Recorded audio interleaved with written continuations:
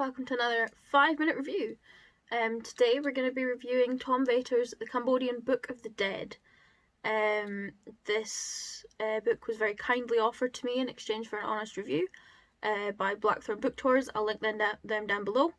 I previously read another Tom Vater book that I was offered through Blackthorn Book Tours as well. That was The Devil's Road to Kathmandu, and I will post a link to that video. I did a 5-minute review on it as well, and I'll post a link to that up in the cards and down in the description as well if you want to go and check that out. So these books, while kind of similar in their setting and their language, were actually really different from each other. The Devil's Road to Kathmandu was a travel, it was still a mystery, but it wasn't quite a detective mystery as the Cambodian Book of the Dead was.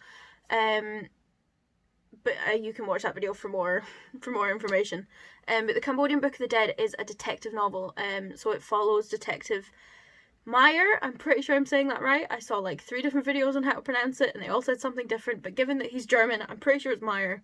I'm going with that.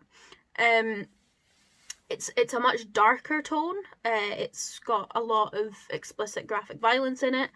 It's really not for the sort of faint of heart. So if you're not keen on that in books, I would recommend giving this one a miss, but if that's what you're looking for, then this is the perfect book for you. It's the first in a trilogy following the main character, Meyer, who was a war correspondent, but is now become a private detective. And he arrives in Cambodia on a mission to extract a German coffee heir from Cambodia who set up this scuba diving company, but it turns out that that's a lot trickier than initially thought. One of the things Tom Vater excels at doing as an author is creating evocative settings. His descriptions are really rich. The scenery of Cambodia, the history of Cambodia, he borrows real details, and that really helps to create like this absolutely fantastic realistic setting for his novels. He did the same thing in Kathmandu. He did the same thing in The Devil's Road to Kathmandu, and this is honestly one of his strengths as an author, and I would recommend this book highly just for those descriptions alone. It's also one of the high points of the book for me. Meyer is a fascinating character himself. His history is intricate, it informs his decisions in the present, and his background is told really slowly, really naturally. There's no like sort of chunks of exposition. It all comes very nicely, and you almost don't know that you're learning about him as it goes through. One of my favorite things about him was that he's not invincible. He's not an invincible character. When things start going wrong, he suffers, and it's only through his suffering that he ends up managing to solve the case and do what he set out to achieve in the first place. The story itself is split into 2 sections. The first is a slow burn where Meyer, and therefore by extension the reader, experiences Cambodia and gets to know all of the players in the mystery. The second half steps up several notches and it kicks into explosive action. For me, this made the novel slightly unbalanced. You had this really kind of drawn out opening segment. I think ideally it should have been changed proportions, so maybe instead of the first half being quite slow, quite like a slow introduction, maybe the first third, and then the second, the last 2 thirds were more sort of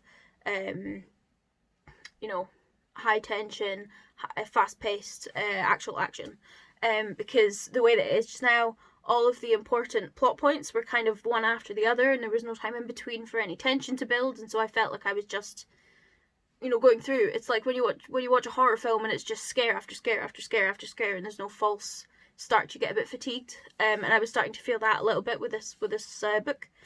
There's also a few time skips in the second half, which were really good in terms of pacing, because it meant that you weren't sort of watching characters kind of just running through jungle and forest, and you were jumping straight to the action again. But it did leave me a little bit confused as to what happened and when exactly it happened. I think some things were left out. But yeah, there are also several sections of biography in the final act, which was a really unusual technique, but it worked really well to convey the backstory of one of the important characters, and I don't want to spoil anything because this is a spoiler-free review, but in no terms did it feel like info dumping. It didn't feel like just a chunk of exposition. It was a really good and unique technique. Unique technique.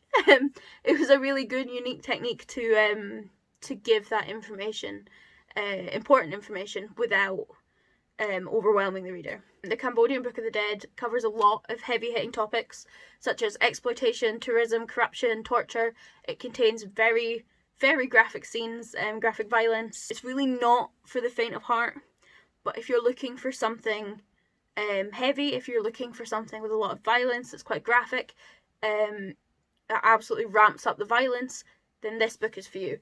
Overall, it's a very strong foundation for Maya as a character. I think since it's part of a trilogy, and it's also a strong introduction for the trilogy as a whole. That's it for this review. Thank you very much for watching. I'll pop a link up in the cards to the playlist that contains the rest of my 5-minute reviews. There's quite a few in there now. I think there's something like 12 or 15.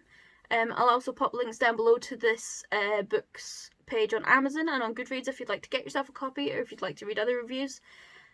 I'll post a link down below to my written review on my blog, and also to my Twitter and Instagram as well if you'd like to follow me there.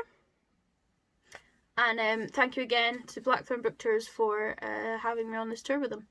If you like this video, maybe consider subscribing and leaving us a little thumbs up. And enjoy the rest of your day. Bye.